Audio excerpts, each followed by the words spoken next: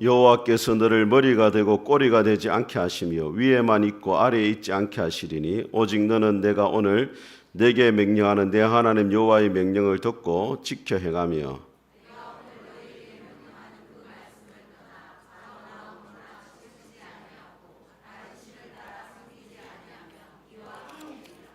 아멘. 앞뒤로 다시 한번 인사하겠습니다. 잘 오셨습니다. 은혜 받으시기 바랍니다. 한 주간 잘 지내셨습니까? 오늘도 하나님 우리 아버지와 예수 그리스도의 은혜와 평강 여러분 가운데 함께 할 수 있기를 주님의 이름으로 축복합니다. 오늘 이렇게 한번 인사해 보겠습니다. 옆에 분에게 올 한 해는 하나님의 복이 당신을 따라갈 것입니다.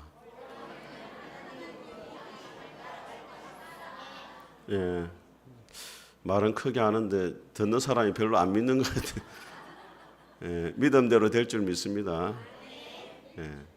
오늘 말씀이 이제 그 이야기입니다. 우리나라가 참 이 복에 대해서 진심인 나라입니다. 얼마나 복을 받기를 좋아하냐면은 저는 어렸을 때 저희 집에 이 밥그릇에도 복이 새겨져 있고, 베개에도 복이 있고, 이불에도 복이 있고, 장롱에도 복자가 새겨져 있었어요. 전부 다 복자 아니면 숫자가 새겨져 있었어요. 그 말은 무슨 말이냐면 나는 밥을 먹는 것이 아니고 복을 먹겠다는 거예요. 잠을 자는 것이 아니고 복을 깔고 자고 복을 듣고 자겠다. 그런 진심이 담겨져 있는 거예요. 복을 받기를 간절히 소원하는 겁니다. 안타까운 것은 저희 어머니는 복을 받는 법은 잘 안 가르쳐주고 복이 나가는 걸 가르쳐줬어요. 다리 떨지 마라 복 나간다. 문지방 밟지 마라 복 나간다. 턱 깨지 마라 복 나간다. 안타까웠던 것은 우리 집에는 나갈 복도 없어 보였습니다. 그런데 우리 어머니 자꾸 복 나간다고 복 나간다고 그 이야기만 계속했어요. 근데 오늘 본문의 말씀을 보게 되어지면은 복을 받는 비결에 대해서 이야기하는데 우리가 인사를 할 때 성경적 진리가 들어있어요. 그게 뭐냐면 여러분 인사할 때 복을 잡으세요 합니까? 복을 받으세요 합니까? 복을 받으라 하잖아요. 그 말은 복이라는 것은 인간의 노력으로 얻을 수 있는 게 아니라는 거예요. 인간의 노력을 얻을 수 있으면 복이라고 할 수가 없는 거죠. 누군가가 주어서 받아야 그게 복이 되는 거예요. 다르게 말하면 하나님이 우리에게 주셔야만 받을 수 있는 게 하나님의 복인 줄 믿습니다. 오늘 이 본문의 말씀을 통해 가지고 어떻게 하면 우리가 하나님 앞에서 복이 따라오는 인생이 될 수 있는지 하나님 음성을 듣도록 하겠습니다. 첫 번째로 하나님의 말씀에 귀를 기울이라 하십니다. 우리 1절 말씀을 같이 한번 읽어보겠습니다. 시작. 내가 내 하나님 여호와의 말씀을 삼가 듣고 내가 오늘 내게 명령하는 그의 모든 명령을 직행하면 내 하나님 여호와께서 너를 세계 모든 민족 위에 뛰어나게 하실 것이라. 자, 여기 보면 하나님의 말씀을 한번 따라하면 삼가 듣고, 삼가 듣고라는 말이 되어 있는데 이게 히브리어 원문에 보면 뭐라고 되어 있냐면 듣고 또 들으라 이렇게 되어 있어요. 히브리어 말이 듣는다는 말이 쉐마인데 쉐마라는 말이 2번 반복됩니다. 물론 변형이 되어 있지만은 듣고 또 들으라 이렇게 되어 있어요. 듣는다는 것은 단순히 귀로서 정보를 얻는 것을 말하는 게 아니에요. 제가 어렸을 때 저희 동네 어르신들이 말 안 듣는 자식 보고 뭐라 말했냐면 니는 어찌 그리 내 말을 독사실이 안 듣노? 그렇게 했어요. 그 말이 무슨 말이에요? 귀를 막고 있다는 말이 아니고 부모가 이야기하는데 그 말대로 순종하지 않고 자기 하고 싶은 대로 한다는 걸 말하는 거예요. 성경적으로 말할 때 듣는다라는 것은 정보를 얻는 것이 아니고 하나님의 의도를 깨달아 알고 그 하나님의 의도대로 순종하며 살아가는 것을 뭐한다? 듣는다 이렇게 이야기하는 거예요. 듣고 들으라는 말은 하나님이 너에게 말씀하신 의도를 바르게 알고 그 말씀대로 철저하게 순종하며 살아가야 된다. 그걸 이야기하는 거예요. 오늘 이 신명기 말씀은 이스라엘 백성들이 가나안 땅을 눈앞에 두고 있을 때입니다. 이제 곧 가나안과 전쟁을 치러야 돼요. 정복을 해야 돼요. 근데 이스라엘 백성들 마음이 어떤 마음이냐면 과연 우리가 저 가나안 족속과 싸워서 이길 수 있겠느냐? 가나안 땅은 젖과 꿀이 흐르는 땅이지만은 가나안 족속에는 누가 있냐면 키가 3m 되는 거인들이 있습니다. 골리앗 아시죠? 그런 거인들이 사는 곳이 가나안이에요. 또 철병거가 있고 높은 성읍이 있습니다. 인간적으로 봤을 때는 상대가 안 돼요. 과연 우리가 가나안 땅을 정복할 수 있을 것인가? 두려운 마음이 있는 하나님이 뭐라고 이야기하냐? 네가 걱정할 것은 그런 게 걱정할 것이 아니고 오직 하나님 말씀대로 순종하면 하나님이 너를 세계 모든 민족 위에 뛰어나게 해주겠다는 거예요. 오늘 이스라엘 백성들의 모습 가운데 우리의 모습이 있습니다. 새해를 시작하면 여러 가지 많은 생각들이 들잖아요. 올 한 해는 내가 정말로 계획했던 일들이 잘 될 수 있을까라는 그런 염려가 생겨요. 또 올 한 해 나에게 좋지 않은 일이 나면 어떻게 하나 그런 불안한 마음도 있습니다. 염려가 있고 불안하고 두려운 마음이 있는데 오늘 하나님께서 우리에게 딱 한 가지 해야 될 것이 뭐냐, 다른 걸 생각하지 말고 하나님의 말씀을 듣고 또 듣는 일에 힘을 쓰라는 거예요. 하나님 말씀을 가까이 하고 그 말씀대로 살아가면은 나머지는 하나님이 책임져 주시겠다, 그걸 이야기를 하는 것입니다. 여러분 오케스트라를 본 적 있습니까? 제가 본 적 있다고 이야기합니다. 가본 적 있다면 거의 없기 때문에 본 적이 있죠. 오케스트라 여러 가지 막 악기가 있잖아요. 근데 오케스트라 시작할 때 반드시 해야 되는 게 있어요. 그게 뭐냐면 모든 악기의 음을 동일하게 조율을 해야 돼요. 튜닝을 해야 된단 말이에요. 그럼 그 악기를 조율하는데 기준이 되는 악기가 뭐냐면 오보에입니다. 오보에 아시죠? 고개를 좀 끄덕끄덕하면 교양인이 되는 거예요. 몰라도 그냥 이렇게 하세요. 오보에라는 악기가 있어요. 그 오보에를 왜 기준 음으로 삼느냐? 오보에 악기 음은 잘 흔들리지 않아요. 음정이 아주 안정되고 또 침투력이 있어가지고 잘 들린다는 거예요.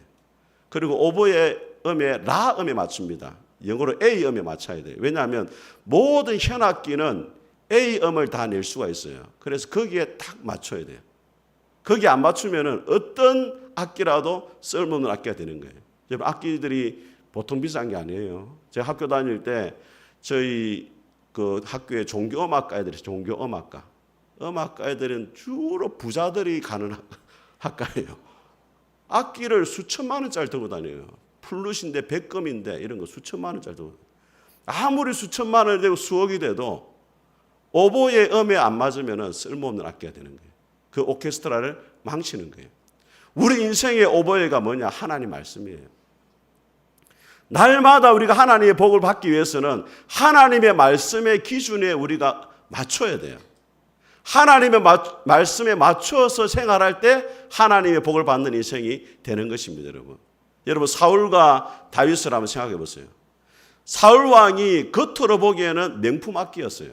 키도 크고 인물도 좋고 겉으로 보기에는 완벽했어요. 그런데 사울 왕의 문제가 뭐냐? 하나님의 음에 안 맞추는 거예요. 자기 마음대로 제사 드리고 하나님이 하지 말랬는데 전리품도 자기가 취해버리고 성경이 뭐라 말하냐? 당신이 여호와의 말씀을 버렸으므로 하나님도 당신을 버렸다, 이렇게 쓸모없는 악기가 되어버렸어요. 그런데 다윗은 보세요. 흙수저고 약간 싸구려 느낌 나는 악기였어요. 막내고 별 능력도 없어 보이고 인물도 사실은 다윗은 그런 좋은 인물이 아니에요. 그런데도 철저하게 하나님의 말씀에 귀를 기울이고 하나님의 말씀의 보조를 맞춰 살아가요. 여러분 다윗의 일생 가운데 가장 큰 실수가 뭐예요? 바세바를 범한 사건이잖아요. 그런데도 그때도 나단 선지자가 나타나가지고 당신이 여호와께 죄를 지었다라고 딱 말을 하니까 바로 무릎을 꿇어요. 그리고 하나님의 말씀에 자기를 딱 맞춰요. 회개하고. 그래서 다윗이 하나님 마음에 합한 사람이 되는 것입니다. 사울 왕과 다윗의 차이가 뭐냐? 능력의 차이가 아니에요. 하나님의 말씀을 어떤 태도로 들었느냐가 다윗과 사울 왕의 쓰임을 결정하더라는 거예요. 여러분 새해가 되면 우리 성도들이 하나님과 거래를 하려고 하는 분이 있어요. 하나님 올 한 해 나에게 복을 주시면, 아니면 내 자녀가 잘 되게 하시면, 내 사업이 잘 되게 하시면 내가 11조도 하고 헌금생활도 하고 새벽기도도 하고 이것저것 다 하겠습니다. 근데 하나님이 다 알고 있어요. 몇 번 쏘았거든 하나님이. 근데 순서가 그게 아니에요, 여러분. 오늘 성경이 뭐라 말하느냐? 네가 하나님의 말씀을 듣고 순종하면, 이게 문제예요. 그러면 하나님이 너를 세계 모든 민족 위에 뛰어나게 하시겠다. 올 한 해 동안 여러분들이 무엇에 힘써야 되느냐? 하나님의 말씀을 듣는 일에 더욱더 힘쓸 수 있길 바랍니다. 여러분이 365일 하루에 24시간 손에 쥐고 있는 게 뭐예요? 스마트폰이잖아요. 그 폰을 들고 있더라도 그 폰을 통해서 뭘 듣는 일에 하나님의 말씀을 듣는 일에 힘쓸 수 있기를 주님의 이름으로 축복합니다. 두 번째로 하나님께서 원하시는 게 뭐냐? 복을 따라가서는 안 된다 이야기합니다. 2절을 같이 한번 읽어보겠습니다. 시작. 내가 내 하나님 여호와의 말씀을 청종하면 이 모든 복이 내게 임하며 내게 이르리니. 자, 여기 제일 중요한 말씀이 뭐냐면 이른다는 말이에요. 복이 임하고 이른다. 따라합니다. 복이 임하고 이른다. 자, 이른다는 말이 뭐냐면 원문에 보면은 이게 사냥용어입니다. 사냥용어. 진돗개 같은 개가 먹잇감을 계속 추격해가지고 마침내 먹잇감을 덮치는 것을 말해요. 여러분 한번 생각해 보세요. 누가 여러분을 막 따라오는 거예요. 여러분 꿈꿀 때 그럴 때 있죠. 네? 귀신이 막 따라올 때 있잖아요. 누가 막 따라와서 놀래가 뒤를 쳐다보는데 엄청난 복이 여러분을 따라와가지고 확 덮쳐부는 거예요. 그게 오늘 본문의 말씀이에요. 할렐루야. 오늘 한해 여러분이 가운데 복이 계속 쫓아가지고 여러분을 덮칠 수 있기를 주의 이름으로 축복합니다. 근데 언제까지 또 어디까지 복이 따라가느냐? 우리 3절과 6절을 같이 읽어보겠습니다. 시작. 성읍에서도 복을 받고 들에서도 복을 받을 것이며 내 몸의 자녀와 내 토지의 소산과 내 짐승의 새끼와 소와 양의 새끼가 복을 받을 것이며 내 강주리와 떡반죽 그릇이 복을 받을 것이며 내가 들어와도 복을 받고 나가도 복을 받을 것이니라. 읽기만 읽어도 기분이 좋죠. 오늘 말씀이 뭐라고요? 복이 어디를 따라가느냐? 제일 첫 번째 나오는 게 뭐예요? 성읍에서도 복을 받고 들에서도 복을 받고. 이 말은 집 안에 있든지 집 밖에서 일을 하든지 어디를 가든지 뭐가 따라가요? 복이 따라가는 거예요. 그 다음에 내 몸의 자녀와 토지의 소산과 짐승의 새끼와 소와 양의 새끼가 복을 받는다. 이 말은 네가 하는 일마다 뭐가 따라간다? 복이 따라간다. 그 다음에 내 강주리와 떡반죽 그릇이 복을 받는다. 이 말은 강주리와 떡반죽 그릇은 뭐냐면 지금으로 말하면 네 싱크대와 네 냉장고와 네 밥솥에 하나님이 뭘 준다? 복을 준다. 아주 적은 것까지도 하나님이 복을 주겠다는 거예요. 믿습니까 여러분? 예. 아주 사소한 것까지 하나님이 책임지겠다 이 말이에요. 예. 여러분 신앙생활 할 때 두 종류가 있습니다. 하나는 뷔페 신앙이 있고 하나는 호텔 코스 요리 신앙이 있어요. 뷔페 다 가보셨죠? 뷔페 가면 뭐 해야 돼요? 접시 들고 음식을 찾으러 다녀야 돼요. 어디 맛있는 거 있나? 특별히 뭘 찾아야 돼요? 대게를 찾아야 돼요. 대게가 언제 나오나? 이러면서 종이 울리면 뛰가야 돼. 막 뛰가. 줄을 서 있으면서 불안합니다. 내 앞에서 끊어지는 게 아닌가? 이게 뷔페 신앙이에요. 뷔페 신앙은 뭐하냐? 복을 따라가요. 접시 들고. 복이 있는데 막 따라다녀요. 사람들이 여기 복이 땀 내려가고 또 저기 돈 잔다면 돈 되는 데 따라가고. 근데 호텔 코스 요리는 어떻게 합니까? 가만히 앉아있어요. 그러면 셰프가 음식을 착착착착 내줘. 그것만 우아하게 먹으면 되는 거예요. 하나님 우리 원하시는 게 뭐냐? 뷔페 신앙이 되면 안 돼요. 접시 들고 복 있는 데 따라다니면 안 돼요. 순종의 자리를 지키고 가만히 있으면은 하나님이 복을 주시는 줄 믿습니다. 요셉을 한번 보세요. 요셉은 17세 애굽의 노예로 팔려갔잖아요. 도무지 복을 받을 수 있는 장소가 아니에요. 노예 생활했잖아요. 그리고 그것도 타국이잖아요. 쉽게 말하면 외국인 근로자예요. 그냥 노예예요, 노예. 그런데 복이 요셉이 가는 데마다 따라가요. 애굽의 보디발의 집에서 종살이 할 때도 복이 따라가서 요셉이 복을 받아가지고 주변이 복을 받고 요셉이 또 억울하게 주인 아줌매가 미투를 해가지고 감옥에 들어가잖아요. 감옥에 들어갔는데 또 복이 감옥까지 또 따라가요. 거기서 두 사람을 꿈을 해석해줘가지고 또 총리가 되죠. 총리가 될 때도 복이 따라가지고 애굽에서 존경받는 총리가 되어집니다. 이게 뭐냐? 하나님의 복을 주시는 원리라는 거예요.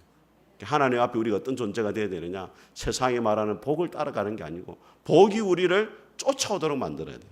여러분 시편 23편에 다윗이 이렇게 고백합니다. 여호와는 나의 목자시니 내게 부족함이 없으리로다. 다윗은 일생 동안 하나님만 바라보고 하나님의 음성만 듣고 따라갔어요. 그랬더니 시편 23편 6절에 뭐라 말하느냐? 내 평생에 선하심과 인자하심이 나를 따르리니 내가 여호와의 집에 영원히 거하리로다.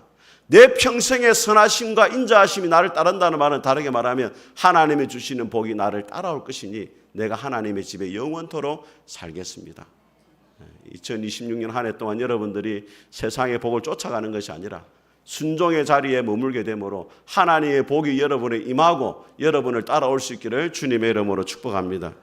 세 번째로 하나님은 복을 명령하시는 분이심을 기억해야 됩니다. 우리 8절을 같이 한번 읽어보겠습니다. 시작. 여호와께서 명령하사 내 창고와 내 손으로 하는 모든 일에 복을 내리시고 내 하나님 여호와께서 내게 주시는 땅에서 내게 복을 주실 것이며. 자, 여기 보면은 하나님은 복을 주시는 분 아니라 좀 더 적극적으로 따라합니다. 복을 명령하신다. 이 말은 복을 통제하고 복을 지휘하는 거예요. 하나님께서 복을 명령하면은 복을 받을 수 없는 사람에게도 복이 임하도록 만든다는 말이에요. 여러분, 광야는 농사를 지을 수 없는 땅이었어요. 그런데 하나님이 하늘을 향해서 명령하시니까 하늘의 창고가 열려가지고 만나가 날마다 내렸어요. 광야는 메추라기가 사는 데가 아니에요. 그런데 하나님이 바람에게 명령하시니까 하나님이 바람을 불게 하셔가지고 메추라기가 이스라엘 백성들 지면에서 땅에서 1m 높이로 쌓였어요. 누가복음 5장에 베드로가 밤이 새도록 수고했지만 잡은 게 없었어요. 그런데 예수님이 명령하시니까 물고기들이 다 누구 그물로 들어갔어요? 베드로의 그물로 다 들어가가지고 그물이 찢어질 듯 했단 말이에요. 하나님이 복을 명령하시면은 복을 받을 수 없는 환경에도 복이 임하는 거예요. 복을 통제한단 말이에요. 하나님이 다 복을 주관하는 거예요. 그 누구한테 잘 보여야 되겠어요? 김영선 목사한테 잘 보일 필요가 없습니다, 여러분. 다행히 아멘을 안 하네. 아유, 감사하네. 하나님께 잘 보이시기 바랍니다. 하나님께 잘 보여야 돼. 왜냐하면 복을 누가 줘? 하나님이 주시거든. 그런데 하나님이 어디에다가 복을 명령하느냐가 중요한 거예요. 우리 다시 한번 우리 8절 읽어보겠습니다. 시작. 여호와께서 명령하시되 내 창고와 내 손으로 하는 모든 일에 복을 내리시고 내 하나님 여호와께서 내게 주시는 땅에서 내게 복을 주실 것이며. 자, 여기 뭐라고 되어 있냐면 내 창고와 내 손으로 하는 모든 일에 복을 준다는 거예요. 한번 따라하겠습니다. 우리가 손으로 하는 일에 복을 주신다. 여러분, 예수님 믿는 사람들이 오해하는 게 있습니다. 열심히 예배드리고 11조하고 열심히 주의 일하면은 갑자기 하나님이 하늘에서 복을 딱 준다고 생각해요. 그게 아니고 오늘 성경에 뭐라고 말하냐면 네가 손으로 일을 해야 네 손으로 하는 그 일에 하나님이 뭘 주신다? 복을 줘가지고 더 수확이 많도록 수입이 많아지도록 만들어주겠다는 거예요. 여러분 시편 127편에 뭐라 말하냐면 128편에 보면은 사람이 손으로 수고한 대로 먹게 될 것이다 이렇게 말해요. 손이 수고한 대로 먹는 것이 복이다 말이에요. 목사님, 내 손으로 수고해서 먹는데 그게 뭐가 복입니까? 그런데 여러분 농사를 한번 생각해 보세요. 열심히 농사를 지었는데 갑자기 태풍이 오고 자연재해가 일어나가지고 수확을 못 거둘 때가 있어요, 없어요? 많습니다, 여러분. 열심히 농사를 지었는데 갑자기 그의 가격이 폭락해가지고 손으로 수고했는데도 그 열매를 거두지 못할 때가 많아요. 사업하는 사람들한테 가서 물어보세요. 열심히 사업을 했는데 결제가 안 돼가지고 일부러 거래처가 부도를 내가지고 어려움에 처하는 데가 얼마나 많은지 몰라요. 제가 아는 분도 갑자기 거래처가 돈을 안 주는 바람에 자금이 딱 막혀가지고 한꺼번에 회사가 무너져 버렸어요. 손으로 열심히 수고해도 못 얻어요. 오늘 하나님이 뭐라 말씀하시느냐? 하나님 말씀에 순종하면 네 손으로 하는 일에 하나님이 뭘 주신다? 복을 주신다는 거예요. 또 하나님이 뭘 말씀하시느냐? 함 따라했습니다. 창고에 복을 주신다. 자, 창고라는 말은 내가 얻는 수입에 그 다음에 내 통장에 복을 준다 이 말이에요. 어떤 사람 그렇게 생각합니다. 돈을 많이 벌면은 생활이 안정이 된다고 생각해요. 맞아요, 틀려요. 많이 벌어봤어야 알지만 돈을 많이 벌면 생활이 안정이 되는.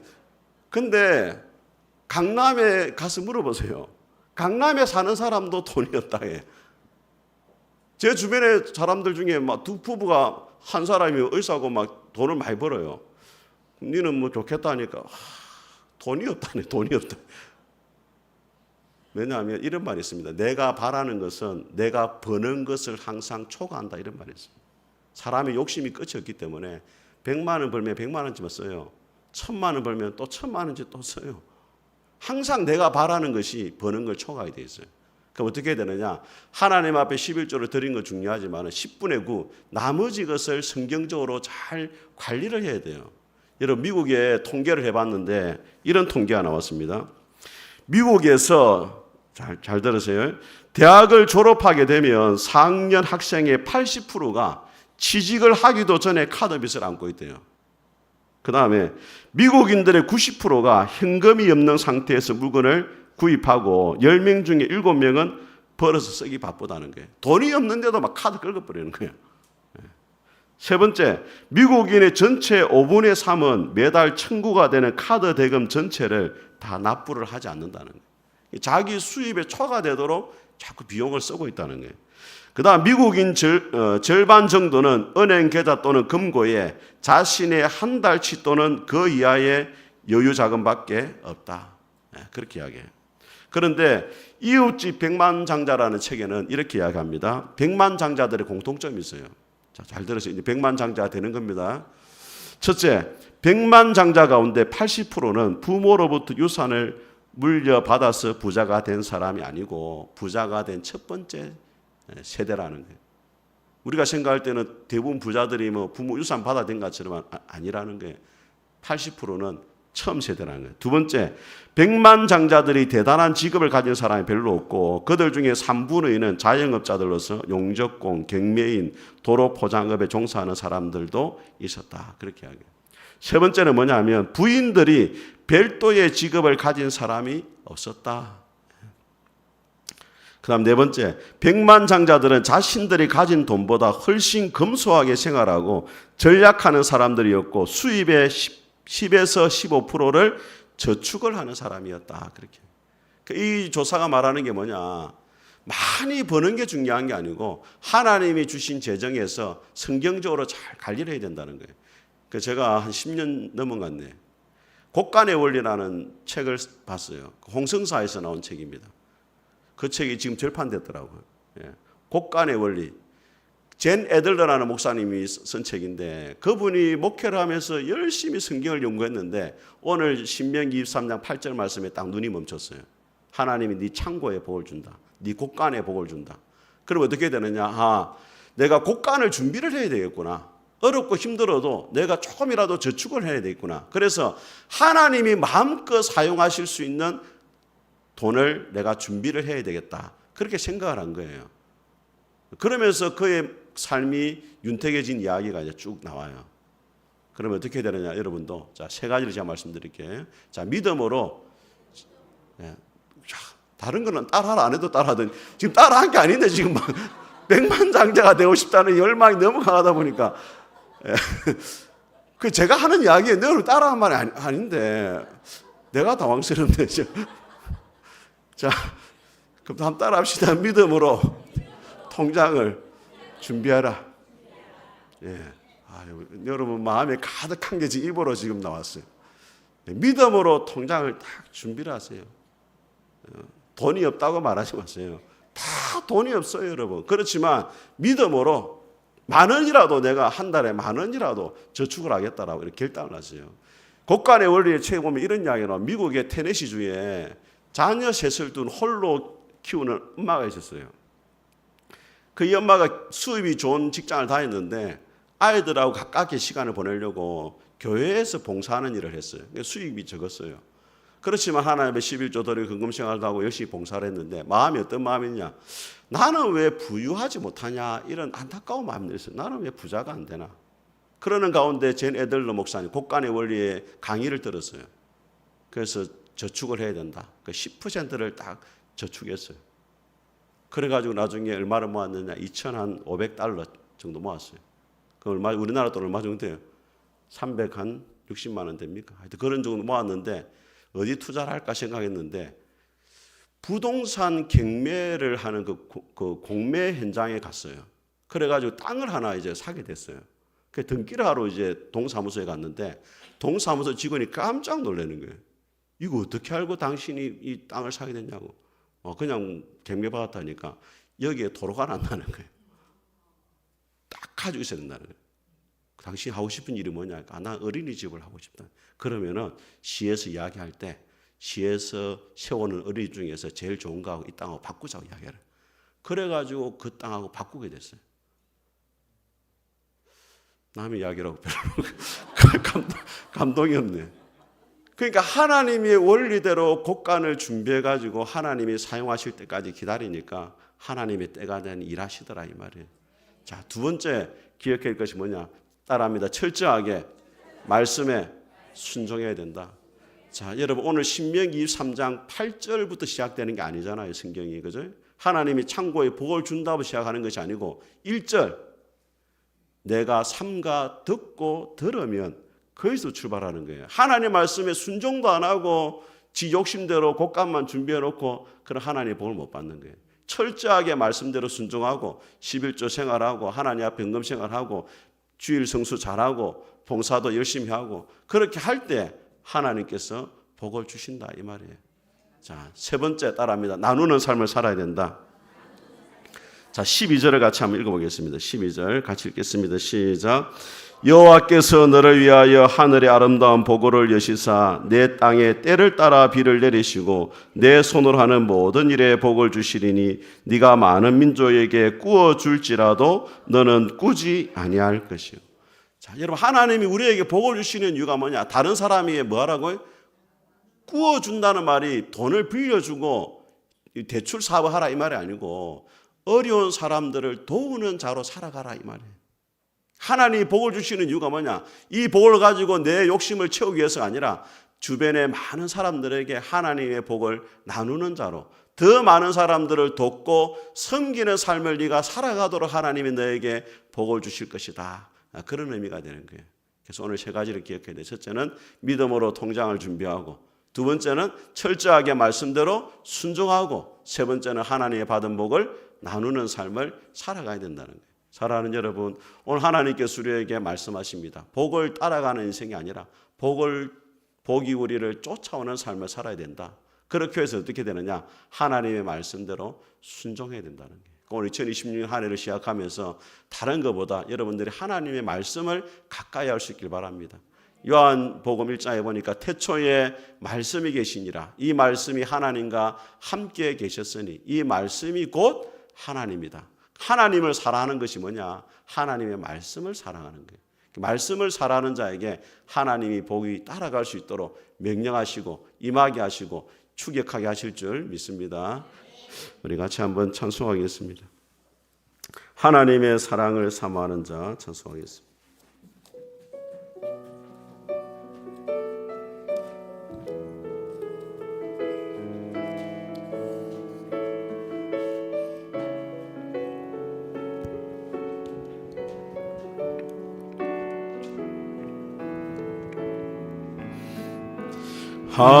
하나님의 사랑을 사모하는 자 하나님의 평안을 바라보는 자 너의 모든 것 창조하신 우리 주님이 너를 얼마나 사랑하시는지 하나님께 찬양과 경배하는 자 하나님의 선하심 닮아가는 자 너의 모든 것 창조하신 우리 주님이 너를 자녀 삼으셨네. 하나님 사랑의 눈으로 하나님 사랑의 눈으로 너를 어느 때나 바라보시고 하나님인 자 한 길로서 언제나 너에게 기울이시니 어두움에 밝은 빛을 비춰주시고 너의 작은 신음에도 응답하시니 너는 어느 곳에 있든지 주를 향하고 주만 바라보 하나님 사랑의 눈으로 하나님 사랑의 눈으로 너를 어느 때나 바라보시고 하나님 인자한 기로서 언제나 너에게 기울이시니 어두움에 밝은 빛을 비춰주시고 너의 작은 신음에도 응답하시니 너는 어느 곳에 있든지 주를 향하고 주만 바라볼지라. 아멘. 같이 한번 우리 기도하겠습니다. 오늘 말씀을 기억하며 같이 한번 기도하겠습니다. 오늘 하나님께서 우리에게 복을 쫓아가는 인생이 아니라 복이 따라오는 인생이 되어야 된다라고 말씀합니다. 올 한 해 복이 따라오는 인생이 되기